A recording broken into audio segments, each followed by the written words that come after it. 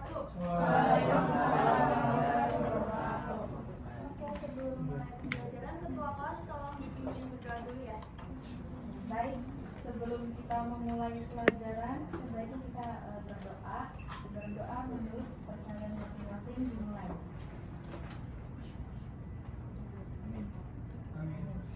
Selesai. Oke, terima kasih ketua kelas. Anak-anak dulu buka ya. Selamat pagi semuanya. Pagi, Bu. Gimana kabar kalian hari ini? Baik? Alhamdulillah. Ada yang galau nggak? Ada, Bu. Ada, Bu. Oke, udah pada sarapan? Ya udah, iya lemes banget. Semangat dong. Ini udah siap belajar belum? Ya, Bu. Insya Allah. Oke, ya udah kalau gitu. Oh ya, sebelumnya apakah udah di absen? Ada yang izin atau masuk semua? Semua. Insya Allah masuk semua. Oke, kalau misalkan di absen nanti tolong dikirim ke ibu ya. Ada yang absen. Siap, Bu. Oke, hari ini kita akan ada presentasi dan juga membahas sedikit terkait klasifikasi ragam kelompok sosial di masyarakat. Tapi sebelum itu, apakah ada yang masih ingat materi minggu lalu? Bu. Apa? Minggu lalu tuh kita ngebahas soal proses terbentuknya kelompok sosial, juga ragam kelompok sosial di masyarakat. Oke, beri tepuk tangan buat Lutfiah. Dengar ya anak-anak, minggu lalu kita membahas tentang kelompok sosial, tepatnya proses pembentukan kelompok sosial dan juga ragam kelompok sosial. Nah, hari ini kita masuk kepada klasifikasi ragam kelompok sosial di masyarakat. Ini mirip-mirip seperti minggu lalu, tapi kalian lebih menelaah dalamnya lagi. Nah, masih ingat kan kalau kelompok sosial itu terbagi dari dua jenis, ada kelompok sosial teratur dan kelompok sosial tidak teratur. Ada yang ingat gak bedanya apa? Lupa semua? Oke, ibu ingetin ya. Jadi kalau kelompok sosial teratur itu kata kuncinya dia kelompok sosial yang terbentuk dengan disengaja. Kenapa disengaja? Karena anggotanya itu memiliki kesadaran bahwa dirinya adalah sebagian dari anggota kelompok tersebut. Sedangkan kalau kelompok sosial tidak teratur, kata kuncinya adalah kelompok sosial yang terbentuk dengan tidak disengaja. Bedanya apa, Bu? Bedanya ada di sini. Bentuk kelompok sosial teratur yang pertama itu ada primer, ada sekunder, ada gemeenschap atau paguyuban, ada geselschap atau perkendaian, ada in-group dan ada out-group. Jadi kalau misalkan kelompok sosial teratur itu ada primer, dia adalah kelompok sosial yang terbentuk dengan ikatan batin dan juga adanya hubungan yang intens antara anggotanya. Contoh terdekatnya itu adalah orang yang paling dekat dengan kita. Siapa? Ada yang tahu? Keluarga, betul. Yang kedua itu adalah kelompok sosial sekunder. Itu adalah terusan dari kelompok primer. Jadi ketika kalian bertumbuh besar, itu kalian akan masuk sekolah, masuk kuliah, ataupun kalian masuk kerja. Nah, di situ kalian akan bergabung dengan kelompok-kelompok sosial yang baru. Itu disebut dengan kelompok sosial sekunder. Paham? Paham. Cepetan nggak dari sini? Aman ya. Nah, yang ketiga ini ada gemeenschap atau paguyuban. Nah, kalau gemeenschap atau paguyuban ini adalah kelompok sosial yang setiap anggotanya itu memiliki ikatan batin yang cukup erat. Dia itu sifatnya dalam jangka waktu yang panjang atau kekal. Jadi itu misalkan kalian tinggal di satu tempat, terus kalian memiliki kesamaan mata pencaharian, atau mungkin kalian ibu-ibunya pada tergabung dalam ibu-ibu PKK, atau bisa juga yang mungkin ayahnya atau dari saudaranya adalah bagian dari RT atau RW. Itu termasuk ke dalam paguyuban. Terus yang keempat ada geselschap atau perkendaian. Nah, bedanya sama paguyuban itu adalah kalau misalkan gemeenschap itu dia sifatnya kekal, sedangkan geselschap itu sifatnya lebih sementara. Jadi mereka itu merujuk pada pekerjaan. Kelompok sosialnya itu ada di dalam pekerjaan dari masyarakat. Misalkan kalian kerja di suatu pabrik, terus kemudian dalam pabrik itu kalian tidak terlalu intens hubungannya dengan antar anggota, dan itu sifatnya sementara. Karena misalkan ketika kalian pindah pekerjaan kesengajaan, maka kalian juga tidak termasuk ke dalam kelompok sosial tersebut. Sampai sini paham? Oke, selanjutnya ada in-group dan out-group. In-group itu contohnya misalkan kalian sekarang 11 IPS 1, terus di sekolah ini mengadakan yang namanya class meeting. Kalian akan melawan kelas 11 IPS 2. Nah, kalian nih punya kesadaran kalau kalian itu adalah anak dari kelas 11 IPS 1. Kalian memiliki kesadaran bahwa kalian harus mendukung kelas kalian 11 IPS 1. Maka itu disebut dengan in-group. Sedangkan kalian memandang kelas 11 IPS 2 itu sebagai lawan dari kelas kalian atau kayak ancaman bagi kelas kalian, itu disebut out-group. Paham nggak? Paham.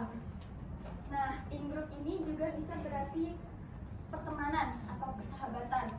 Sedangkan out-group ini juga bisa diartikan sebagai ancaman bagi kelompok yang kalian jalani.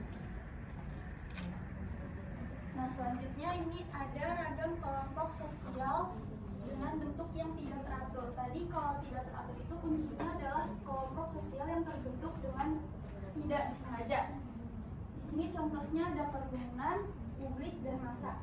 Kenapa sih kerumunan, publik, dan massa masuk ke dalam kelompok sosial tidak teratur? Contohnya tuh seperti ini. Kalian pernah ada yang nonton konser? Nah, ketika kalian nonton konser, kalian itu membentuk suatu kerumunan karena di situ banyak banget orang dari berbagai daerah mungkin atau dari berbagai kalangan itu datang ke dalam konser tersebut. Nah, itu tuh terjadilah sebuah kelompok sosial, itu disebut kerumunan. Nah, kalian kan di situ tidak memiliki kesadaran bahwa kalian adalah anggota kelompok. Kalian tidak memiliki peran ataupun posisi dalam kelompok tersebut. Itu disebut kerumunan. Terus yang kedua, publik. Misalkan kalian menghadiri seminar atau webinar. Di situ kalian memiliki tujuan yang sama untuk mendapatkan materi dari seminar atau webinar yang kalian datangi. Nah, di situ tuh penonton-penonton yang lain tuh berasal dari organisasi ataupun dari sekolah yang berbeda. Itu disebut publik. Dan kalian tuh tidak saling mengenal, kalian juga tidak memiliki peran atau posisi tertentu dalam kelompok tersebut. Nah, yang ketiga adalah massa. Kalian pernah melihat demonstrasi? Pernah? Ada yang pernah ikut demo? Saya Iya, sering. Oh, sering ya? Oh ya ampun, demo apa Lutfi ya? Oh ya, demo ekskul semuanya pernah mengikuti ya. Jadi masa itu adalah ketika kalian melihat orang demo nih. Terus kalau demo itu kan dari berbagai universitas di Indonesia ya pastinya. Nah, itu tuh dia akan membentuk suatu kelompok sosial yang cukup besar. Tetapi di situ kalian tidak ada strata ataupun tidak ada posisi dan peran yang jelas gitu. Jadi kalian hanya kerumunan, hanya sebuah massa yang membentuk kelompok dengan tujuan yang sama, yaitu menyuarakan keadilan. Seperti itu. Apakah paham? Nah, selanjutnya klasifikasi ragam kelompok sosial. Ada yang tahu nggak gambar A ini masuk ke dalam jenis kelompok sosial apa? Salah ya anak-anak?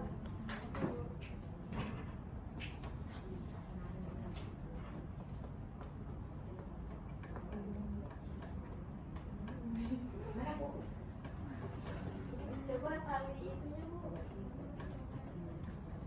Belum keluar ya? Gak bisa dilihat. Saya seperti ini Bu.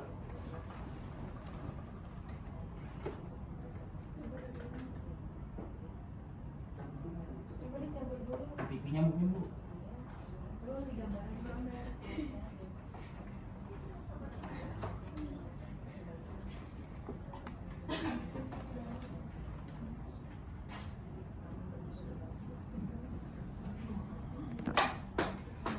Nah, ada yang tahu nggak anak-anak? Gambar A itu adalah gambar apa? Jelas nggak sih gambarnya? Jelas ya. Jadi yang A ini tuh ada kelompok-kelompok dari kalangan RT, RW, Karang Taruna, ada PKK, Data Pemudaan, dan lain-lain. Itu termasuk ke dalam jenis apa? Oke, kalau yang B? Kerumunan. Kalau yang C? Ada lagi. Kalau yang D itu apa? Yang E?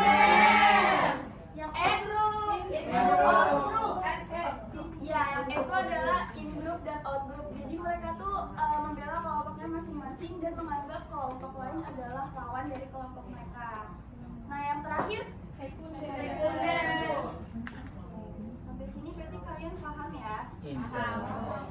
Oke, selanjutnya akan ada presentasi dari dua kelompok. Pertama, untuk kelompok 1, silakan maju ke depan.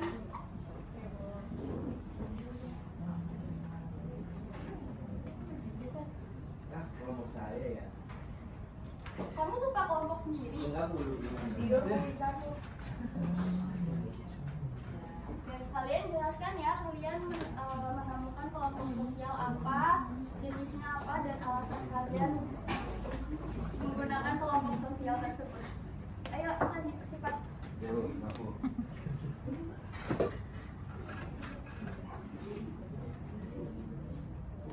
Assalamualaikum warahmatullahi wabarakatuh. Halo semuanya, jadi kami dari kelompok Cicak. Iya, kenapa kelompok kita kelompok Cicak? Kita akan Kelompok cicak. Iya, kita akan mempresentasikan hasil kerja kelompok kami. Boleh dari Adil. Oke, kita dari kelompok 1 akan membahas tentang kelompok Cicak akan membahas tentang kelompok sosial, yaitu organisasi siswa intrasekolah atau OSIS. Nah, OSIS ini adalah bentuk kelompok sosial teratur dengan tipe sekunder karena memiliki sifat yang formal serta berada di dalam sekolah dan juga didasari dengan kepentingan. Terus saya lanjutin ya. Terus OSIS ini juga terbentuk dengan tujuan, fungsi, dan peran yang jelas bagi setiap anggotanya. Hal ini selaras dengan proses terbentuknya kelompok sosial yang didasari kedekatan dan kesamaan. Nah, yang terakhir, alasan kami memilih OSIS ini adalah karena OSIS ini termasuk dalam organisasi yang terstruktur, di mana di dalamnya terdapat peran, posisi, dan juga status untuk setiap anggotanya. Selain itu, OSIS juga memiliki aturan, norma, timbal balik, dan interaksi di dalamnya yang dimana kelompok sosial ini dibentuk secara disengaja. Oke, sekian dari kelompok kami. Terima kasih. Oke, tepuk tangan. Selanjutnya kelompok 2. Ayo untuk ininya dikumpulin ya.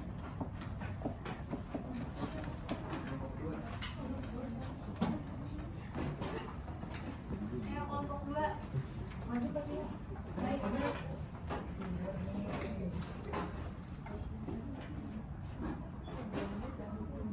Kelompok 2 belum ngapain ya? Iya, Mbak, Bu. Katanya terbang, Bu, tadi Bu di jalan. Saya minta maaf ya, Bu. Kurangin Bu nilainya. Minggu depan harus dibawa ya kelompok 2. Iya, Bu, siap, Bu. Silakan. Assalamualaikum warahmatullahi wabarakatuh. Waalaikumsalam. Selamat pagi semuanya. Perkenalkan kami dari kelompok Curut. Nggak boleh gitu, nggak boleh. Nggak boleh gitu ya. Jangan. Jangan dicontoh ya anak-anak. Oke, Kita lagi in group sama out group Bu namanya. Oh ya, oke. Ini contoh kelompok sosial. Ya. Oke. Oke, tenang anak-anak. Ya, tenang. Baik, tenang. Kami dari kelompok 2. Kami dari kelompok Curut akan membahas kelompok sosial yang ada di sekitar kita, yaitu kelompok pertemanan. Jadi kelompok pertemanan ini adalah kelompok sosial teratur atau in group. Oke, jadi kelompok pertemanan ini maksudnya adalah kelompok yang membuat kita merasa menjadi bagian dari sebuah kelompok dan diakui oleh anggota kelompok lainnya. Selain itu, dengan adanya pertemanan ini, maka hubungan kita dengan anggota lain akan terasa lebih akrab. Nah, alasan kita memilih kelompok pertemanan ini karena di dalam kelas ini pastinya kalian tuh punya teman dekat masing-masing kan. Nah, jadi kalian membuat sebuah kelompok dengan orang-orang yang memiliki kaitan erat dengan dan dengan kalian, dan dalam kelompok itu pasti kalian memiliki peran yang penting satu sama lain. Nah, itulah kenapa kami memilih kelompok pertemanan. Mungkin sekian presentasi dari kami. Assalamualaikum warahmatullahi wabarakatuh. Waalaikumsalam warahmatullahi wabarakatuh. Oke, bagus sekali ya anak-anak presentasi dari kelompok 1 dan kelompok 2. Jadi benar banget kalau misalkan organisasi OSIS dan juga pertemanan itu masuk ke dalam kelompok sosial teratur. Kalau OSIS itu masuknya ke sekunder karena dia sifatnya lebih formal, sedangkan kalau misalkan kelompok pertemanan itu masuknya lebih ke induk karena mereka mengakui kelompok yang mereka jalani. Nah, selanjutnya ibu akan memberikan tugas. Ini tugasnya kalian bawa pulang, kemudian minggu depan dikumpulkan ya. Dan untuk kelompok yang belum presentasi, jangan lupa disiapkan minggu depan, terus dibawa dalam bentuk visi juga untuk laporannya. Ini tugasnya kelompok ya, anak-anak. Iya, kayaknya guys. Oke, sejauh ini ada yang mau memberi kesimpulan nggak hari ini kita membahas apa? Saya mau, boleh Masya? Jadi hari ini kita udah membahas klasifikasi ragam kelompok sosial. Ada jenis dan bentuk. Yang pertama kelompok sosial teratur dan kelompok sosial tidak teratur. Kemudian ada tipe kelompok sosial teratur yaitu primer, sekunder, induk, output, paguyuban, dan hak pembayar. Selanjutnya contoh kelompok sosial tidak teratur itu ada kerumunan dan massa. Terima kasih Mesya, tepuk tangan. Oke anak-anak, ibu rasa cukup untuk hari ini. Terima kasih atas keaktifannya dan juga partisipasi kalian untuk kelas hari ini. Kurang lebihnya ibu mohon maaf. Assalamualaikum